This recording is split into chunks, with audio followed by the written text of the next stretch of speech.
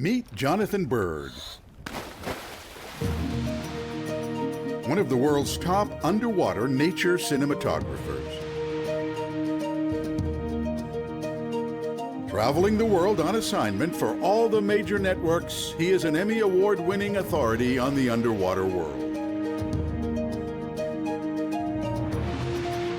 In freshwater or salt, reefs, wrecks, or caves, Jonathan documents the world beneath the waves.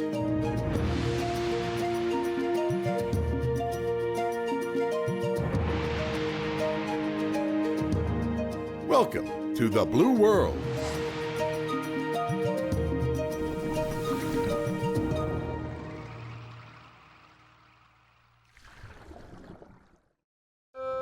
The sea snake is an animal surrounded in mystery, known for its incredibly powerful venom, but not much else. Just how dangerous are these marine reptiles? I've traveled to Queensland, Australia on a quest to learn about sea snakes. Here on Australia's Great Barrier Reef, sea snakes are fairly common. Let's go see if we can find one.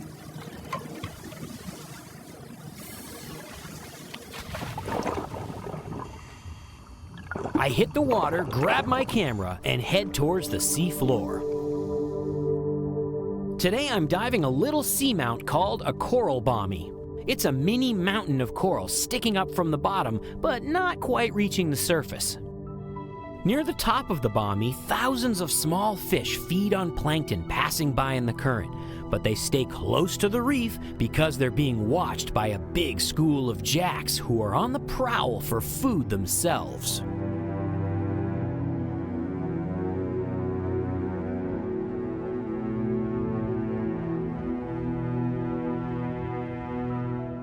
The bommy is covered in healthy coral that provides lots of nooks and crannies for the fish to hide if they need cover.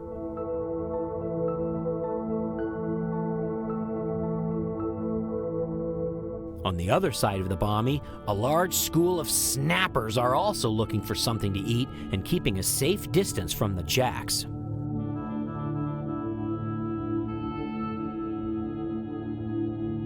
As I swim along at the base of the bommy, I'm keeping my eyes open for a snake-like animal. The coral looks healthy, and a spine-cheek anemone fish gives me a quick glance from the safety of her host anemone. But I keep scanning the bottom, and at last I've found my quarry, an olive sea snake, the most common species around the Great Barrier Reef. It's swimming along the bottom, doing the same thing everything else is doing, looking for food. The sea snake is closely related to a land snake, except it's adapted for life underwater. When a sea snake flicks its tongue, it's getting rid of excess salt secreted by special glands in its mouth. Sea snakes live exclusively in the ocean, but since they're reptiles, their kidneys can't deal with too much excess salt in their blood. A sea snake gets around with a flattened section of tail that looks like an oar and serves as a fin. It looks just like an eel when it swims, undulating its body and getting propulsion from that flattened tail. Although sea snakes prefer to eat eels, shrimps, and fish, these snappers aren't at all afraid of the sea snake because they're way too big for the sea snake to bite.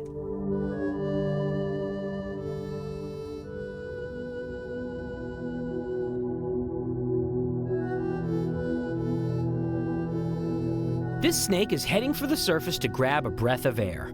A sea snake, just like a land snake, has lungs and must breathe air to survive. It can hold its breath up to 3 hours during a dive.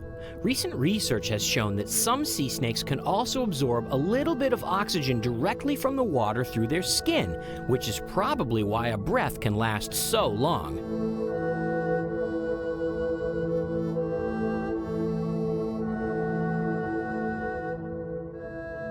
After spending a minute at the surface breathing, the sea snake comes back down to the bottom.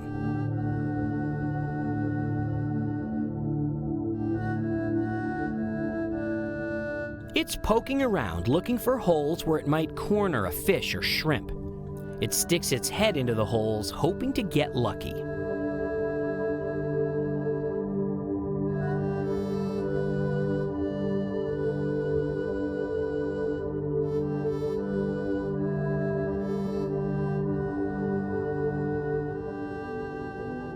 The sea snake is most closely related to the cobra on land, and its venom is quite similar to cobra venom, but considerably more potent.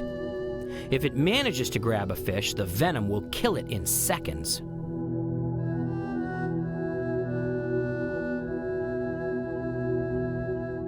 Sea snakes often take a rest on the bottom, sleeping as they hold their breath. I use the opportunity to sneak up on one. In spite of their fearsome venom, sea snakes are very timid and not particularly aggressive. Although this one is obviously not thrilled about being picked up, it doesn't try to bite me.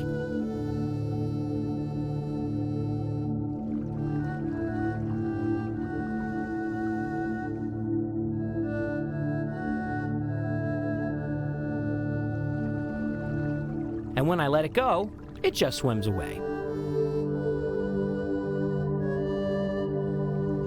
I find another one and I can't resist the opportunity to show the flattened tail section to the camera.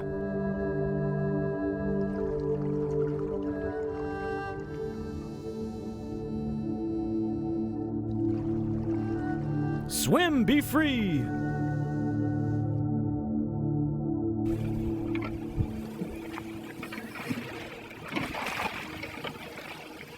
Although the sea snake is one of the most venomous animals in the world, you're not very likely to be bitten by one. And the reason is because they just can't open their mouths very wide. In fact, they have a hard time even getting the tip of my finger into their mouth. In fact, the only place you can really be bitten by a sea snake is on a thin little fold of skin, like between your fingers or maybe on your lip.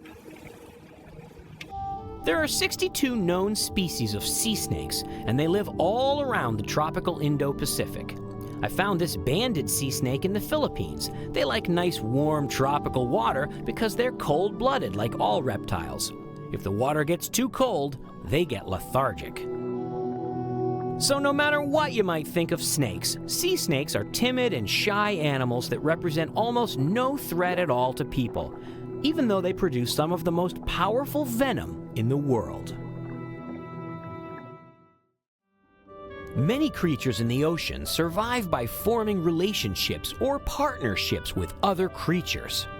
Perhaps the most famous is that of the anemone and the anemone fish, sometimes called a clownfish. An anemone is an invertebrate that looks like a carpet with stinging tentacles. It's basically a jellyfish that can't swim. It stings and kills fish to eat with these tentacles. But this fish, the clownfish, lives in the anemone's tentacles without injury because it's coated with a special slime that tells the anemone not to sting. The anemone provides protection for the fish. This is a perfect example of symbiosis. The word symbiosis comes from a Greek word that means living together, but it refers to creatures that have a relationship, not just the ones that are living together.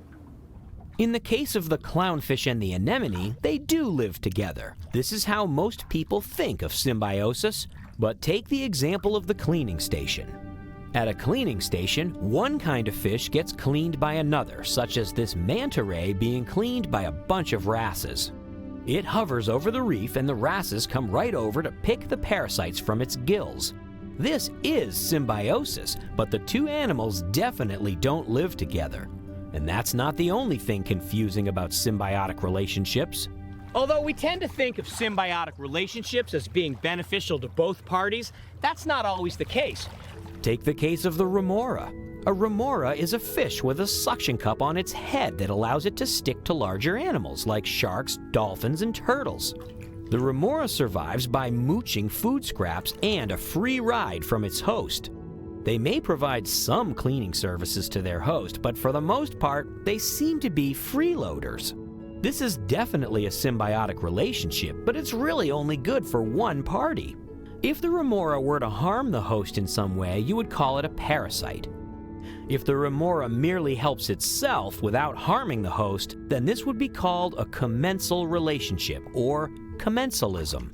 The best kind of symbiosis is called mutualism. This is where both parties get something out of the deal. For example, take this hermit crab. She has a garden of small anemones on her shell that she carries everywhere she goes. The anemones give her protection from predators like octopus because their stinging tentacles pack a punch. But the anemones have a great life living on her shell because they gather some of the scraps from her messy eating and they travel around with her to the next meal.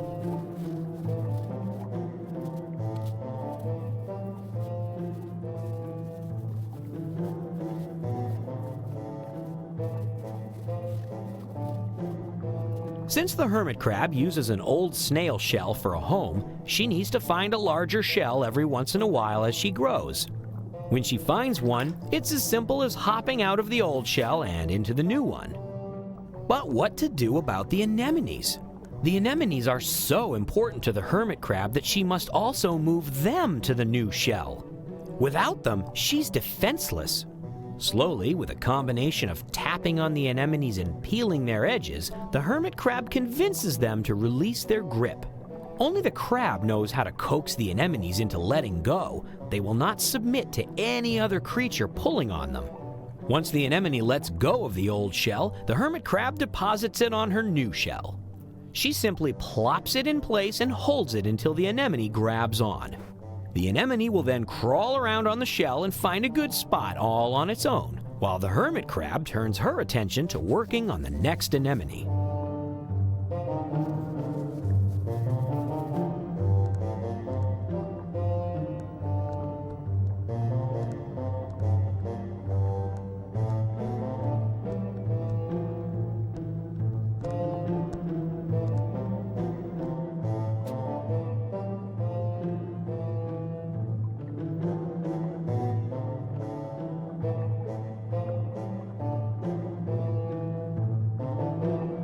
"15 minutes later, with the anemones planted on her new shell, the hermit crab has completed her move.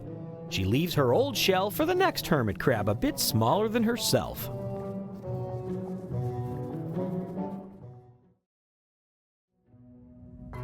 Another crab has a different symbiotic strategy for survival. This decorator crab grows living sponges, hydroids, algae, and tunicates on its body to create camouflage. When the crab holds still, you will never see it against the similar background. Only when it moves does it give itself away.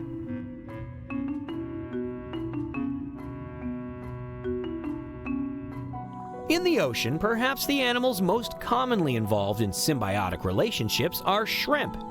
Shrimp are found associated with sea cucumbers, sea urchins, sea stars, crinoids, nudibranchs, anemones, coral, you name it. They're everywhere. Why? Well, because they make great snacks. Fish love to eat shrimp, so shrimp need to be clever to keep from becoming lunch.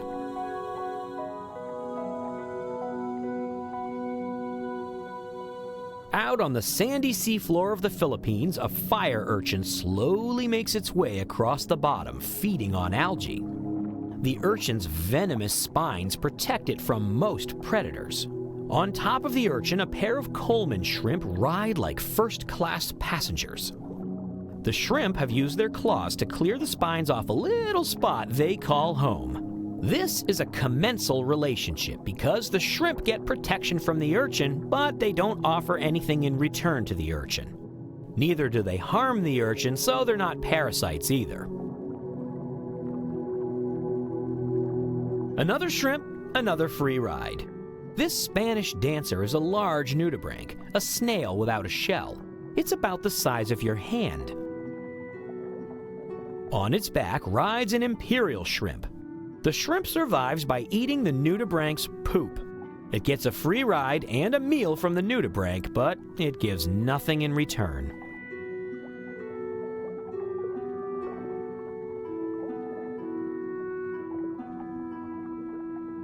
Here's a shrimp with a little more to offer.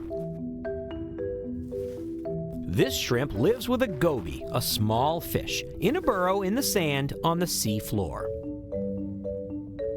The shrimp works hard to keep the place clean and tidy, constantly arranging the rocks at the entrance and shoveling out the sand that gets inside. Why do all this work for the goby? The shrimp needs someone to stand guard. While it works, the shrimp keeps one antenna in contact with the goby, while the fish keeps its eyes peeled.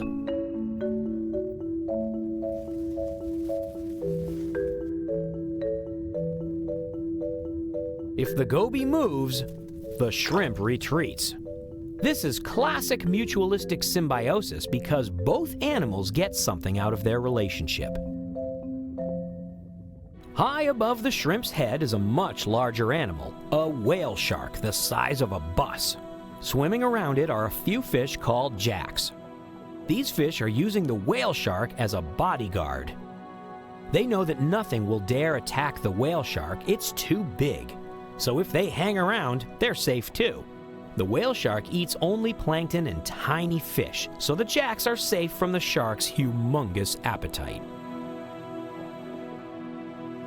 These are only a handful of examples of the symbiotic relationships in the ocean. There are thousands of different animals all working together to survive, and it's one of the things that makes the blue world so exciting to explore.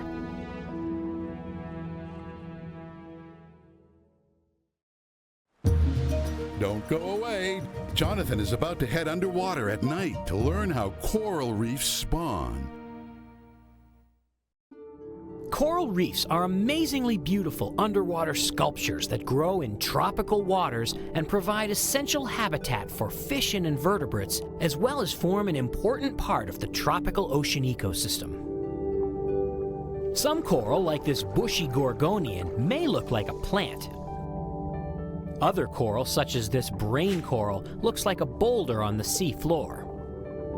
But coral is alive, and it's an animal. Look close enough and you'll see hundreds of little mouths, such as the ones on this star coral colony. Each mouth belongs to an individual coral animal called a polyp. Corals are related to jellies, so think of a coral colony as hundreds or thousands of tiny jellies all clumped together. Like jellies, coral has stinging tentacles to catch prey, which it mostly does at night. But unlike jellies, corals grow attached to the bottom and often create a hard skeleton to hold themselves down. This begs the question, how does an animal that can't move reproduce and make a new colony in a different place? I'm on a mission to document how coral reproduces. So I've come to Bonaire, one of the greatest places in the world to learn about coral spawning. Biologists have been studying coral reproduction here on Bonaire for more than a decade. Bonaire is an island in the southern part of the Caribbean near Venezuela. It's a beautiful place full of Dutch architecture because it's part of the Netherlands. The rocky windward shoreline is rough, desolate, and pounded by crashing waves. But the other side of the island is calm and tranquil, where it's protected from the trade winds.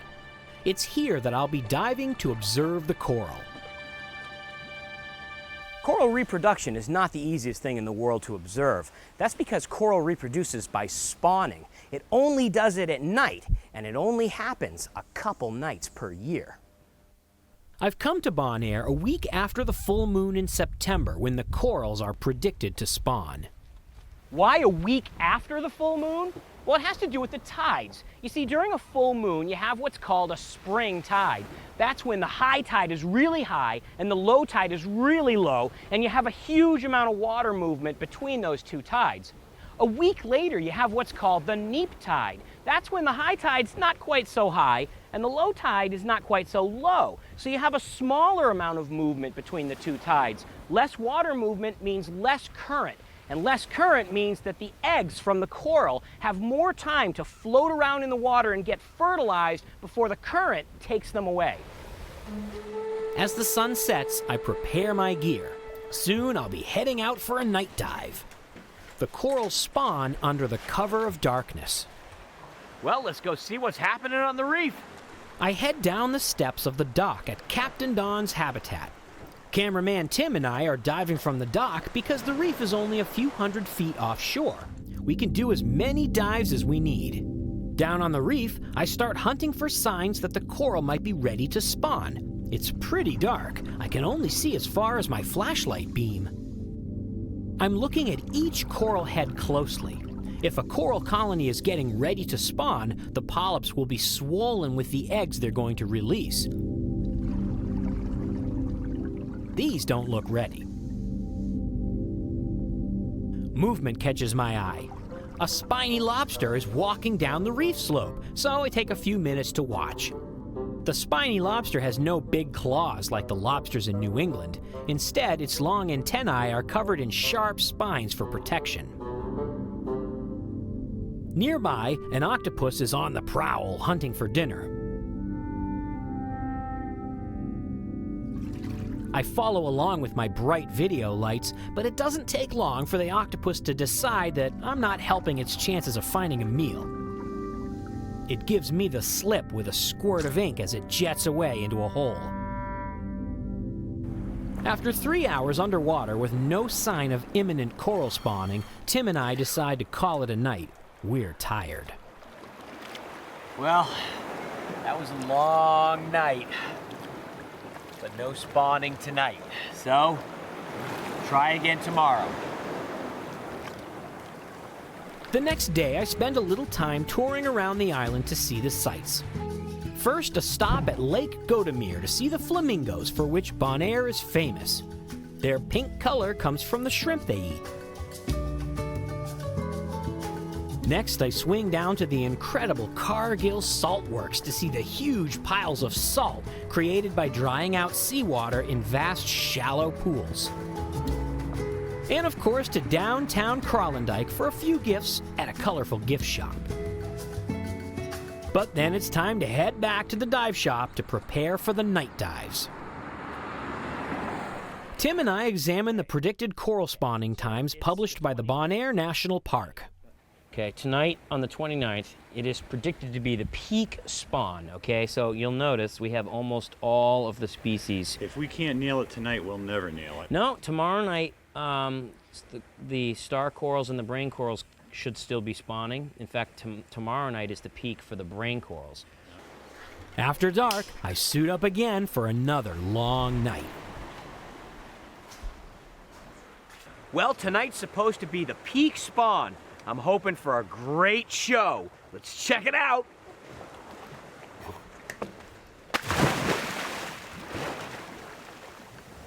As I swim out to the reef, I'm joined by a school of gigantic tarpon.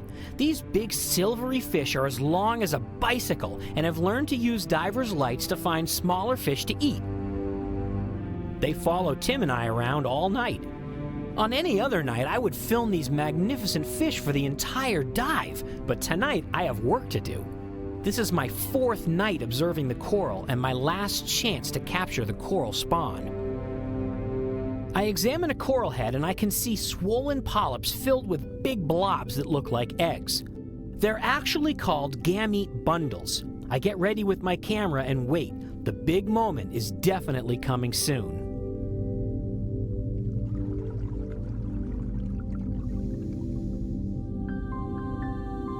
There, the colony has released its bundles. Since most corals are hermaphroditic, the bundles contain both eggs and sperm. They float up into the water and separate. This allows eggs and sperm from different coral colonies to mix together and cross-fertilize in the water column. They all release at the same time in order to overwhelm predators that come in to feed on this nutritious food source.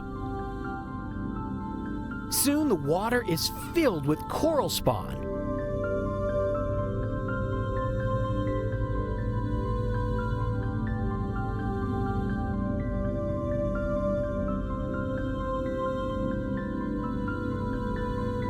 Not all corals are hermaphroditic, though. Some are gonochoric, meaning they have separate male and female colonies. The male colonies are easy to spot. When they release their sperm, it looks like they're smoldering.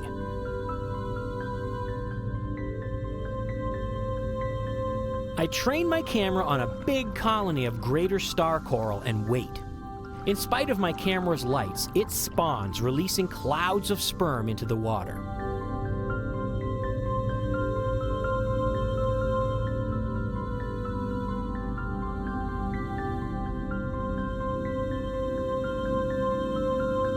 While I'm waiting for this coral to spawn, a tarpon passes by, checking out what I'm up to.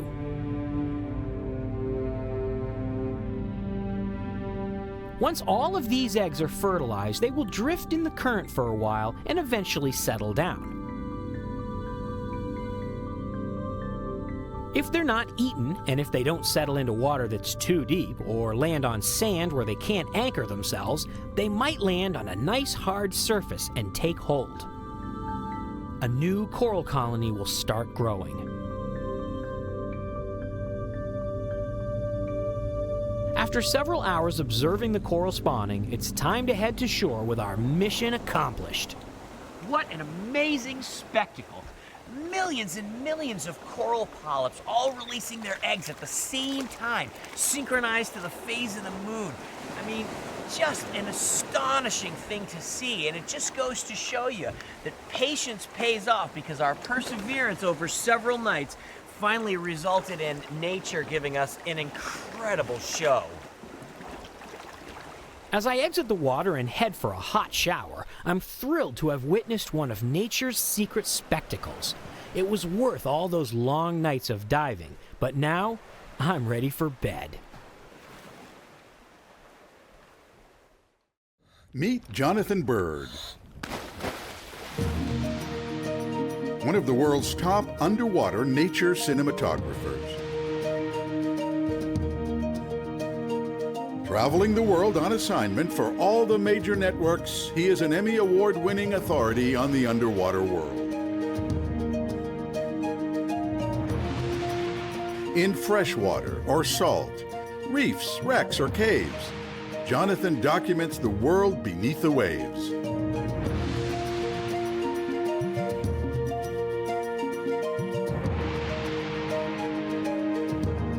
Welcome to the Blue World.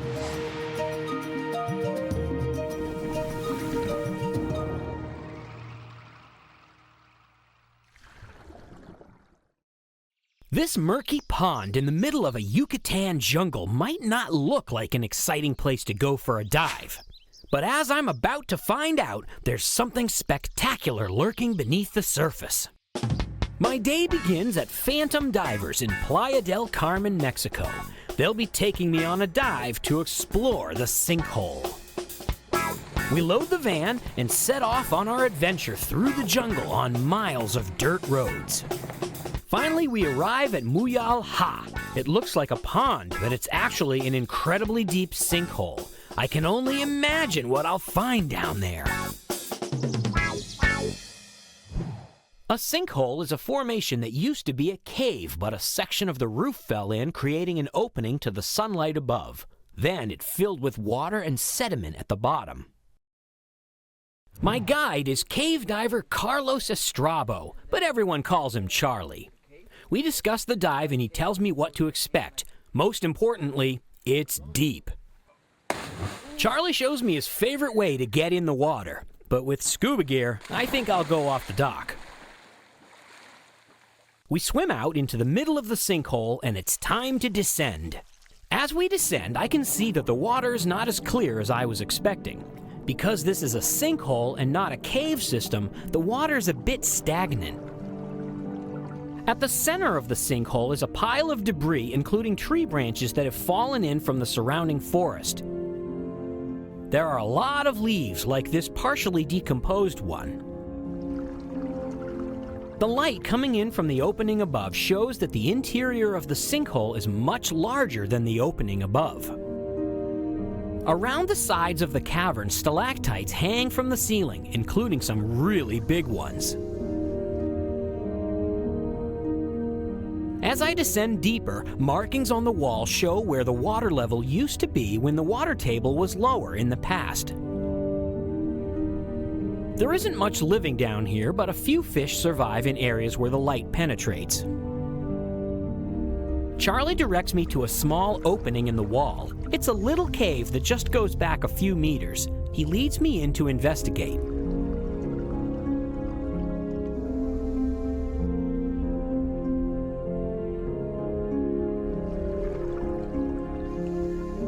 On the ceiling is a type of rock formation called popcorn, where the calcium carbonate has formed little round bumps.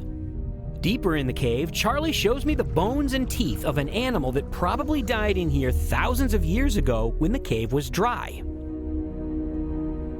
The bones are encrusted with calcium, and I will not move them since they've been unmoved for so long. Heading out of the cave, I follow Charlie into the light and then deeper down into the depths of the sinkhole. When we reach what appears to be the bottom, I'm in for a huge surprise. I can't believe my eyes when Charlie sinks into the bottom like it's a cloud.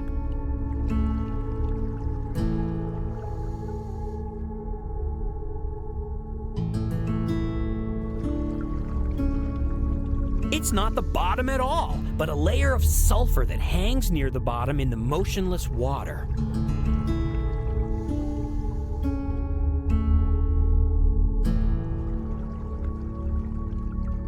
I sink down with Charlie into the cloudy layer.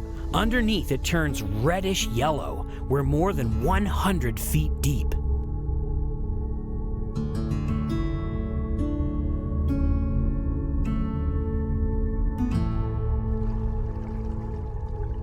On the bottom are thousands of years' worth of decomposing leaves, which are the source of the sulfur cloud. No fish can live down here.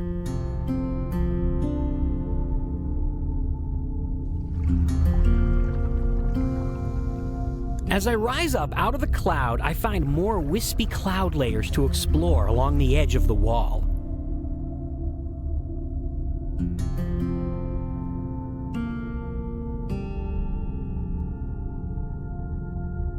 It's really fun to swim through them like an airplane soaring through the clouds in the sky.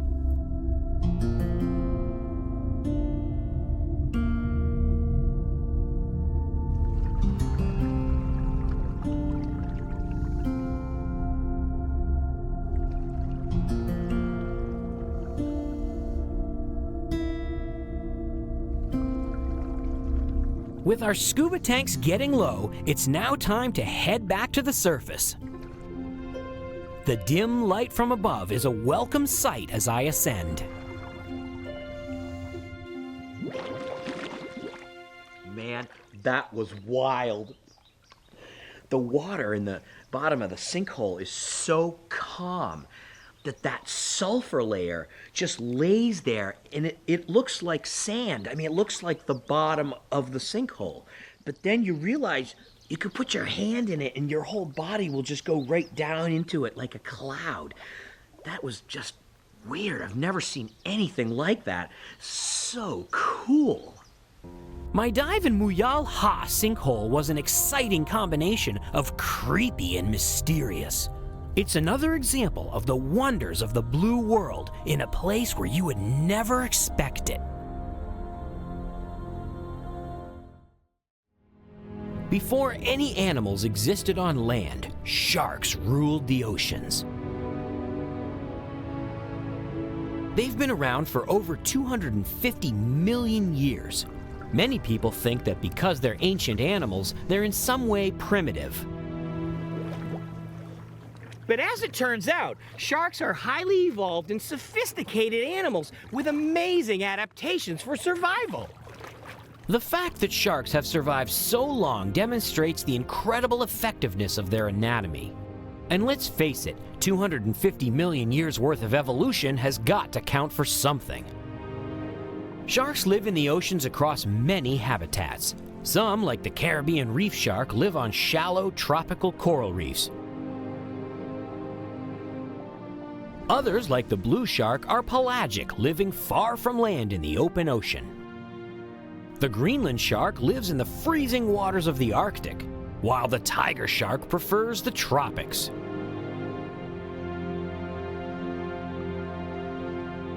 Sharks are fish, but there are several key things that differentiate them from other kinds of fish.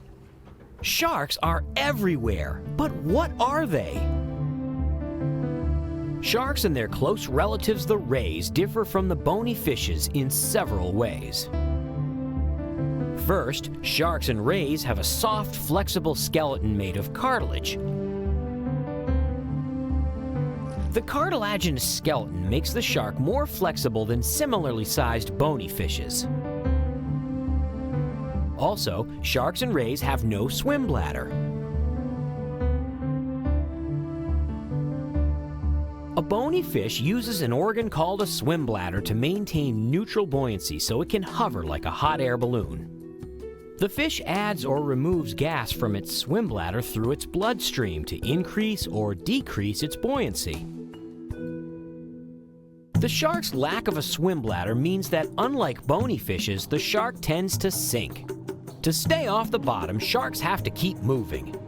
While the shark uses its tail fin in a back and forth motion to provide forward thrust, its pectoral fins work like airplane wings to provide lift. Like an airplane wing, as long as the fins move forward through the water, they provide lift to keep the shark up. Not too long ago, scientists thought all sharks had to swim at all times, not just to stay off the bottom, but to keep water moving over their gills. For some species like the hammerhead, this is true. Hammerheads must keep swimming at all times to force water through their gills.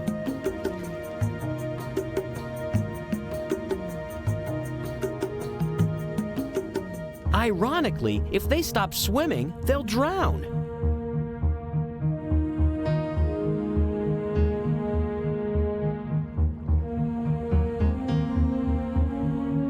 But many species of sharks sometimes stop swimming and rest on the bottom, gulping water to ventilate their gills.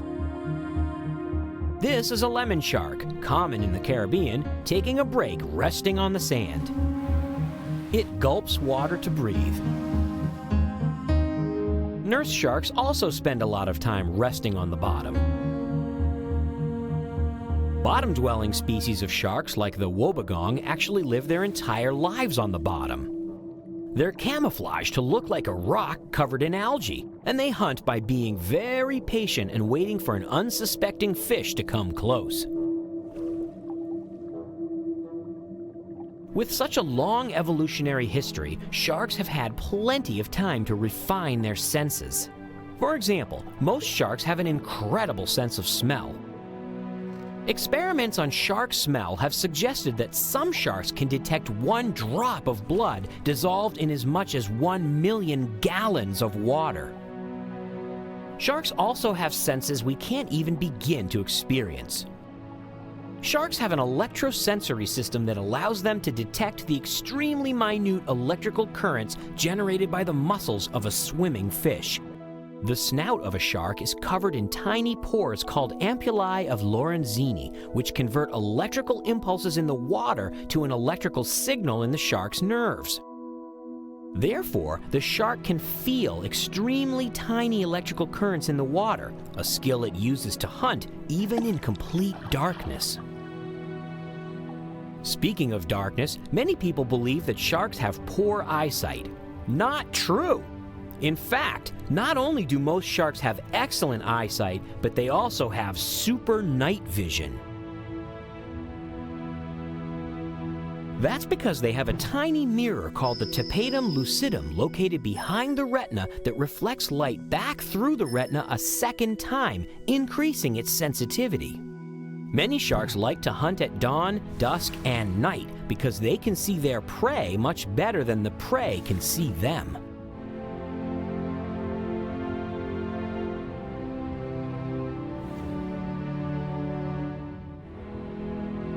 Sharks are also the only fish to have eyelids. They're called nictitating membranes, and sharks use them to protect their eyes when something gets too close.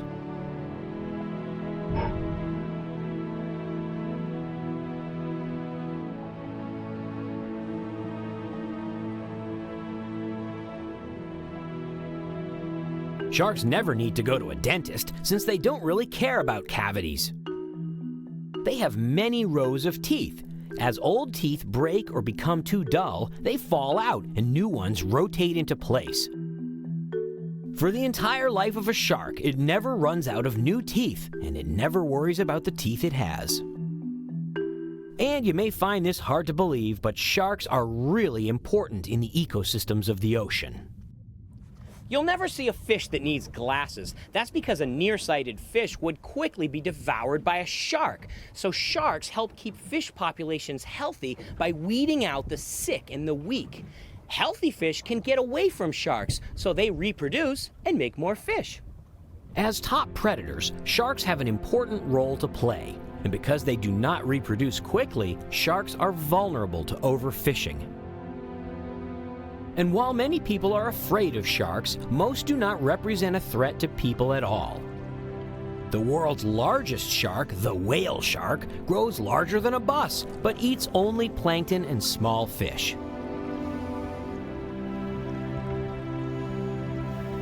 Even mean-looking sharks with pointy teeth like the sand tiger shark prefer to eat fish and never attack people. The more we learn about sharks, the more we discover how little we know about them. Even the idea of a feeding frenzy isn't really true. I get up close to sharks all the time while they're feeding, and I've never been bitten. This group of over 30 Caribbean reef sharks is competitively feeding on a frozen chum ball. They're all around me, but they're not interested in biting me. They know that there's food available and I'm not it, so I just sit back and enjoy watching the action.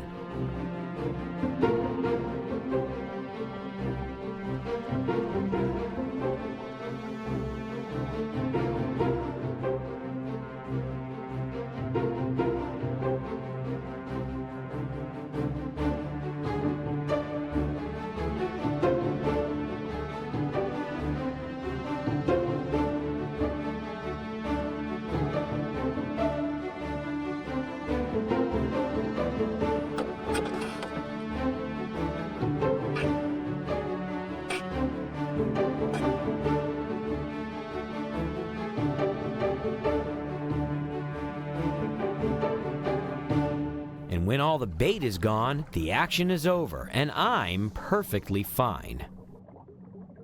Far from being the horrific monsters of legends, sharks are actually highly evolved and sophisticated animals with a range of senses and abilities unmatched in the animal world.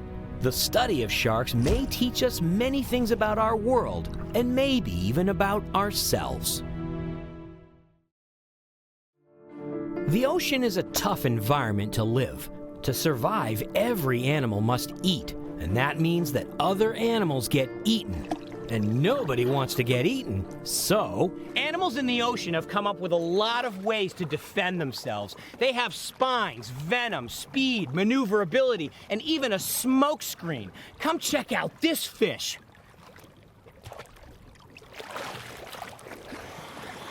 the lionfish has pretty obvious defenses, dozens of spines sticking out in all directions. They're not only sharp, but venomous. Very few animals can eat a lionfish, especially when it's fully grown. A sting from one of these spines is extremely painful. The stonefish has much less obvious spines, but they're considerably more venomous. A sting from one of these spines will send a grown man to the hospital. Fortunately, these well-camouflaged fish pose no threat to divers if we don't touch them.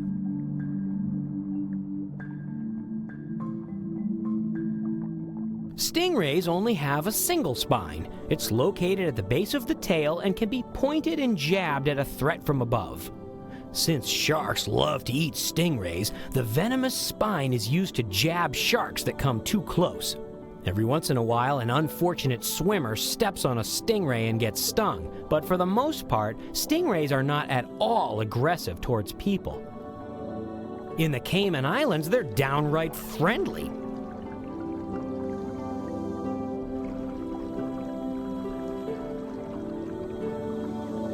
Fish aren't the only animals in the ocean with spines. Sea urchins have many sharp spines with brittle tips. If an animal gets skewered by one of these spines, the end breaks off below the skin and causes pain for months. Long-spined urchins are so well protected that sometimes small fish even use them for safety, hiding between the spines where no predator would dare try to get them. Spines work so well for urchins that some of their close relatives, the sea stars, have spines too. The spines on the crown of thorns sea star are every bit as sharp and painful as those on an urchin. Believe me, I learned that the hard way.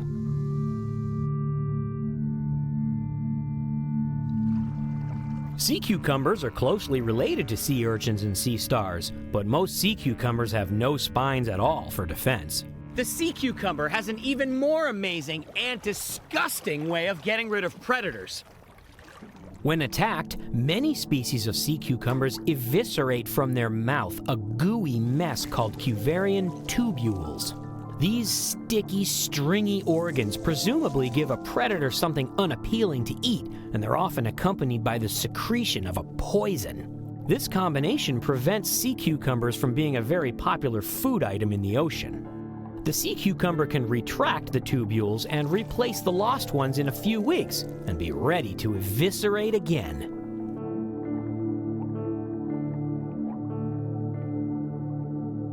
Some forms of defense are just simple common sense.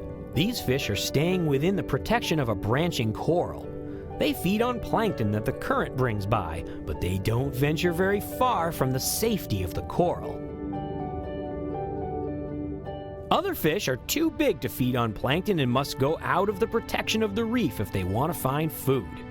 Their defense is to keep an eye peeled and be ready to zoom into the reef if a threat comes along. Being alert is a key defense mechanism. When it comes to a good defense, nothing beats being really fast. These sailfish can swim 60 miles per hour. They're top predators in the open ocean, and even though sharks could theoretically eat them, sharks can't catch them. The sailfish are attacking a small school of sardines. Schooling is a defensive move used by fish in open water where there's no place to hide. This big school of jacks stays together in a large group, which helps protect the fish because it makes it harder for a predator to focus on a single fish. It's sort of a safety in numbers strategy. But what happens at night? Many fish sleep safely at night by hiding in holes in the reef. For the most part, they're safe. The parrotfish creates a mucus cocoon around itself every night. The bubble protects the fish from annoying parasitic isopods, the equivalent of an underwater mosquito. This sleeping parrotfish has a nice bubble that's doing its job. Look closely and you can see the isopod on the bubble, like a fly on a screen door.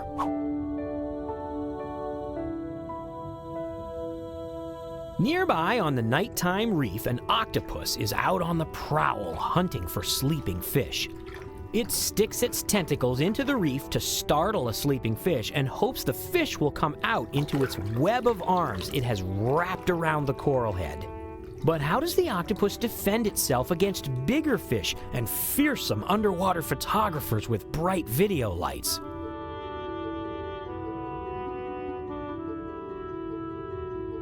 It squirts an ink cloud. The ink cloud is a distraction to focus the predator's attention while the octopus makes a quick getaway.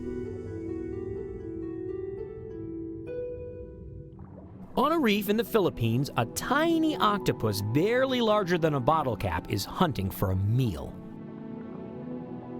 It's a blue-ringed octopus, one of the most dangerous animals in the world, packing a venom 10,000 times more deadly than cyanide.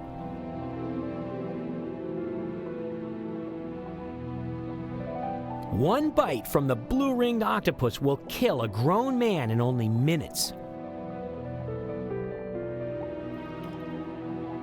Reaching into cracks and holes, the octopus hunts for shrimp or small fish to eat. A goby boldly protects its burrow.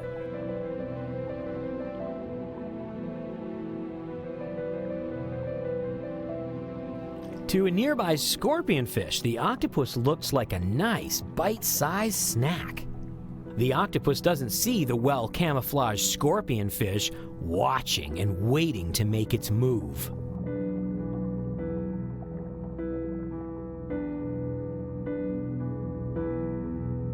The scorpionfish strikes and gets more than he bargained for.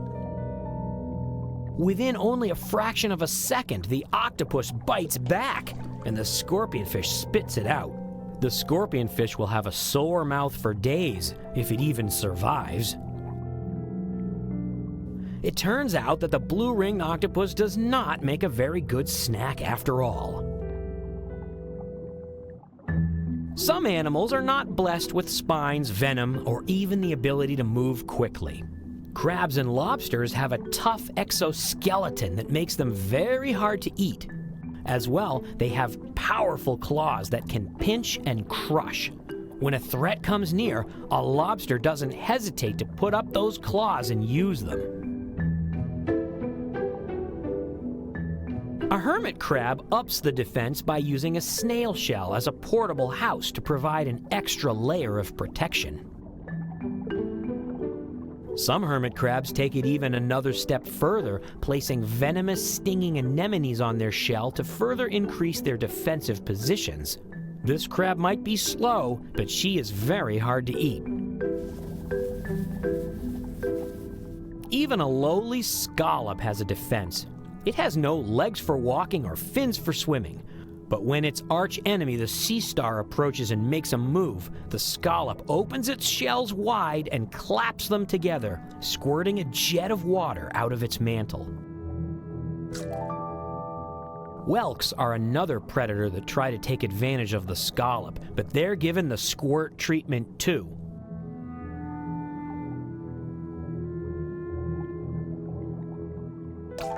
Take that, whelks! No matter how vulnerable an animal in the ocean might look, you can bet that it has a strategy to survive. Spines, venom, speed, a smokescreen, or maybe even a squirt gun. There are many ways that animals have learned to defend themselves in the blue world.